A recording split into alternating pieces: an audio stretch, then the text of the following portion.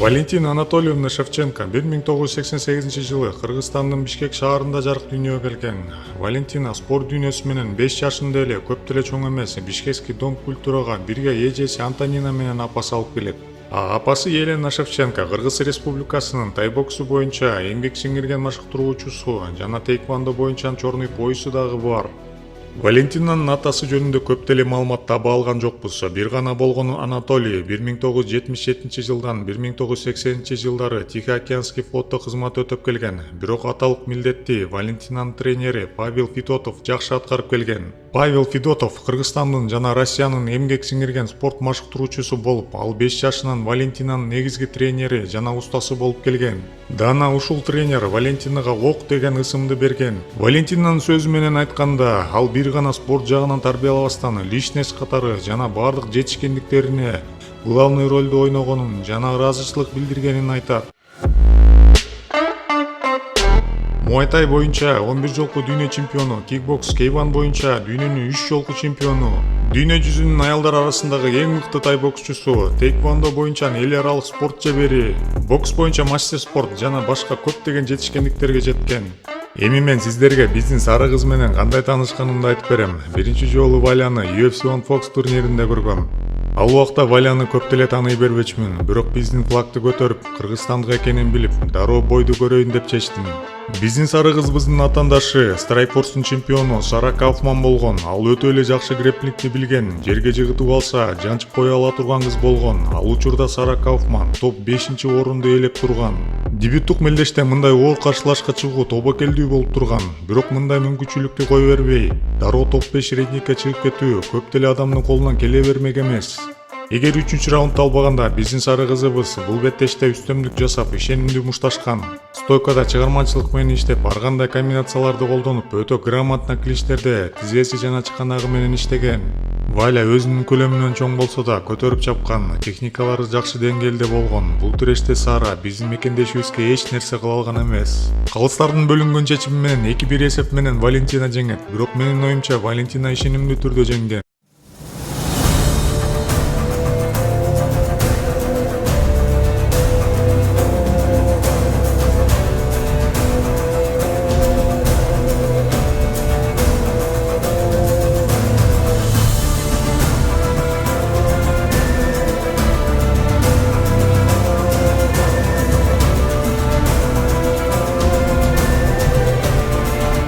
Кийинки Валентинанын каршылашы дүйнө жүзүнүн аялдар арасындагы аралаш жеке мушташ искусствосунун канышасы Аманда Нуньес болгон.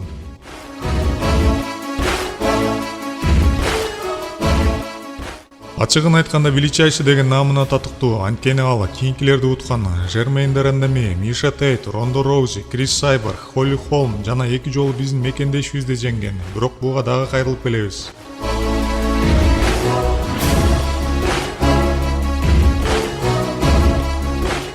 Биринчи раундда Нунес көбүрөөк биринчи номер менен иштеп, размен кылууну көздөгөн. Бирок Нунестин чабуулдары ийгилик алып келген эмес. Валентина Нунеске караганда соккулары тамайраак болгон. Ал тургай Нунестин ар бир урган соккусуна Валя контртетип, Нунеске караганда тамай соккуларын узатып жатты. Экинчи раунддун биринчи минутасынан тартып өтө жакшы стойкада иштеп, дистанцияны кармап жаткан. Бирок көпкө узабай дагы Валяны жыгып алып, 4 минут бою жамгырдай соккуларын жадыртып, технический нокаут менен утууга аракет жасаган. Бирок Валентина өжөрлүгүн көрсөтүп, грамотно Нунестин соккуларынан коргонуп жатты. Экинчи раундду калыстар Нунеске бергенине таң калбай эле койсо болот. 3-чү раундду Валя бардык күчүн топтоп, Нунести толук көзөмөлгө алып, оор соккуларын узатып жатты. Ачыгын айтканда Нунес эптеп жанын сактап калгандын аракетин көрүп жатты. Менин оюмча бул беттеште Валентина уткан. Бул жеңилиште Валентина эч нерсе жоготкон жок. Кайра өзүнүн характерин, чеберчилигин, күрөшүү инчилигин, өжөрлүгүн көрсөтүп, кайра көптөгөн күйөрмандардын сүйүүсүнө жеткен.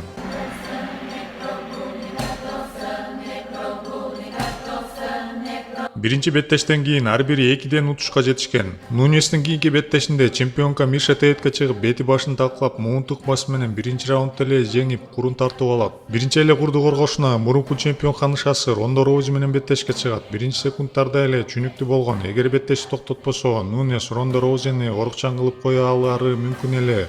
Рефери убагында токтотуп, Нунеске курун калтырып, атаандашынын ден соолугун коргоп калган. Валентина Шевченко биринчи беттешинен кийин эң күчтүү дивизиондогу атаандашка айланган. Кийинки беттешинде Валя өз салмагындагы эң мыкты ударница деген мурунку чемпионка Холли Холм менен беттеш өткөрүп, 5 раундду тең атаандашын үзгүлтүккө учуратып, ишенимдүү түрдө жеңишке жеткен. Аркасынан эле жужутсунун мыканчасы Джулиана Пеня менен беттеш өткөрүп, кайры укмасы менен жеңип алат. Албетте, мындай ишенимдүү жеңиштен кийин Шевченконун акчасы өтө көтөрүлүп кеткен жана бардыгы реваншты каалап турушкан. Көп күткөн реванш UFC 213 Лас-Вегаста өтмөк, бирок Желекке каршы Аманда уруштан баш тарткан. Алардын ордуна главный бойдо Роберт Уитекер менен Йоэль Ромеро временный курга чыгышат. Уруша турган күнү Аманда бир аз ооруп калган. Нунес түшүнүп турган Шевченконун утушу өтө оор болорун, ошондуктан спорт көрмандарынан тонналаган критикаларды Амандага карай жөнөтүшкөн. Шевченко дагы күчтөнүп, тажрыйбасын дагы өйдөрөөк уровеньге чыгарганга жетишкен. Дароо ММА көрмандарынан Нунести коркок деп критикалашкан. Жада калса UFC'нин президенти Дана Уайт интервьюларынын биринде Аманда бул беттештен баш тарткан себеби бул физический жагынан эмес, а психологический жагынан сынып калган деп жооп берген. Аманда Нунес коркуп калганбы? Менин оюмча жок, корккон жок. Болгону абайлап жаткандай, анткени Валя менен урушуп көргөн жана аз жерден утулуп кала жаздаган. Аманда Нунестин курбузу Инна Ансарова жакшы түшүндүрүп берген. Клеткага 100% даярдыгы жок чыгып, жылына 60 000 – 900 000 доллар таап жаткан мушкер бир заматта 60 000 доллар таап калышы мүмкүн. Бул жөнөкөй эле математика деген сөздөрүн айткан. Балким ошол математика Нунестин жеңилишинен сактап калгандай.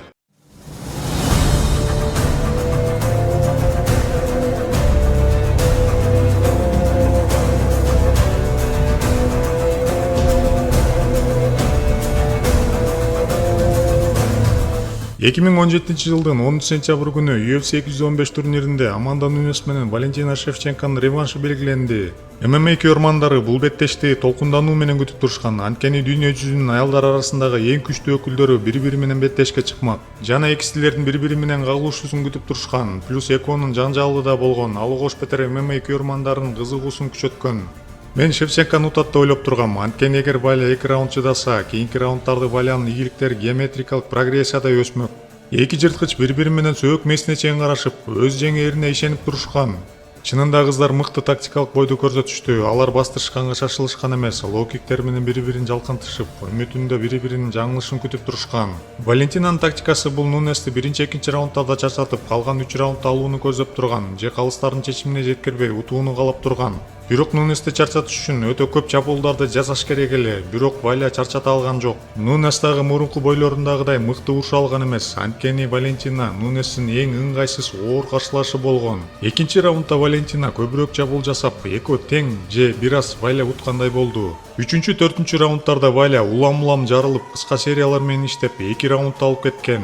Супер панч лоу, баракелде. Бирок бул чабуулдар тилекке каршы жетиштүү болгон эмес. 5-чи раундда Валентина ката кетирип алган. Ал бросок кылам деп астында калып калган жана раунддун акырында дагы бир тейкдаунду өткөрүп жиберген. Натыйжасында калыстардын бөлүнгөн чечими менен Нунеске утушту берип коюшкан. Объективдүү көз караш менен караганда Валентина өтө эле абайлап урушкан. Ооба, Валентина соккулары тагыраак жана көбүрөөк болгон. Бирок Валентина ар бир раунддун акыркы мүнөттөрүндө бошоңураак бүтүрүп койгон. ММА'де соккуга караганда көбүрөөк тейкдаундарга маани берип коет эмеспи?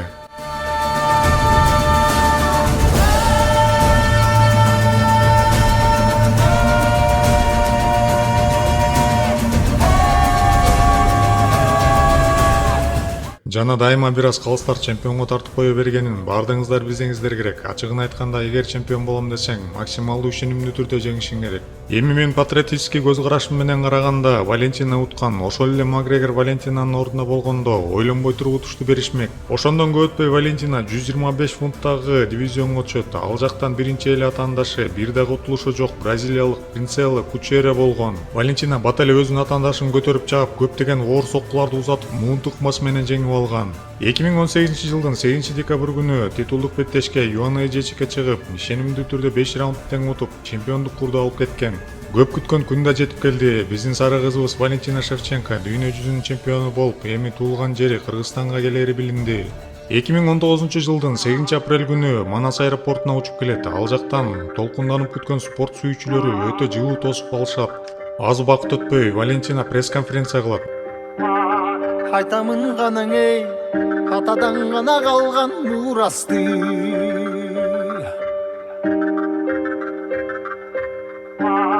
Жаңырып заман эй, жаңымын баба салтын улантты.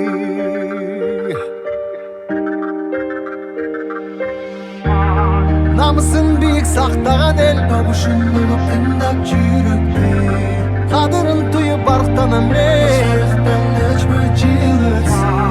кайратынан жанбаган калың элди барктаган эгемендикти энчилек өмүрүн берген бизге канча адам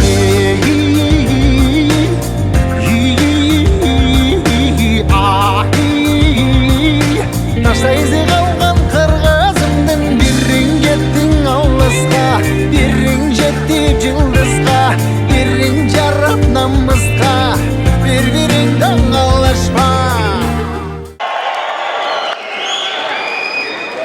Спасибо большое всем, что пришли. Мне очень приятно. Да, я вернулась после 8 лет. 8 лет я не была на родине, но я вернулась не одна, я вернулась с другом.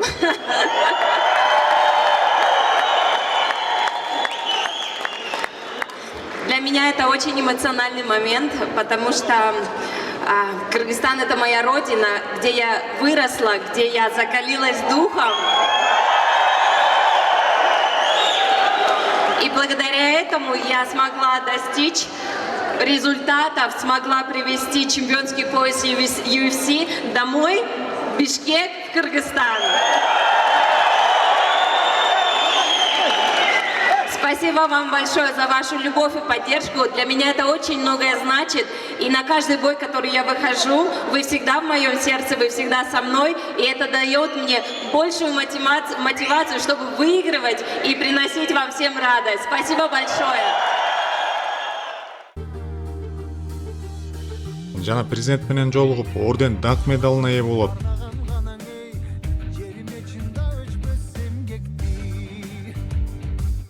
2019 жылдын 8-июнь күнү Чикагода өткөн UFC 238 турниринде биринчи жолу курун коргоого акшылык Джессика Ай менен беттешке чыгат. Биринчи раунд бою Валя атаандашына үстөмдүк көрсөтүп, экинчи раундда эле темирдей болгон бутун соккусу менен башка тээп, мураши нокаут менен утуп, курун коргоп калат. 2019 жылдын 10 августунда UFC Fight Night чемпиондук мелдешинде Лиз Кармуш менен жолуккан. 5 раунд жабышып, 5 раундда тең класс менен утуп, курун коргоп калат. 2020 жылдын 8 февралында UFC 247 турниринде чемпиондук мелдеште акшылык Кетлин Чугагян менен жолуккан.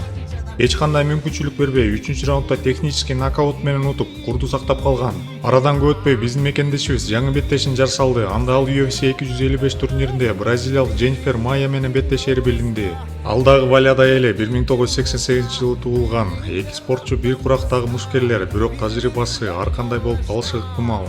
Валентинада 21 беттеш болсо, Майяда 25 беттеши бар. Анын ичинде 18-ын утуп чыкса, 6-сында утулуп калган.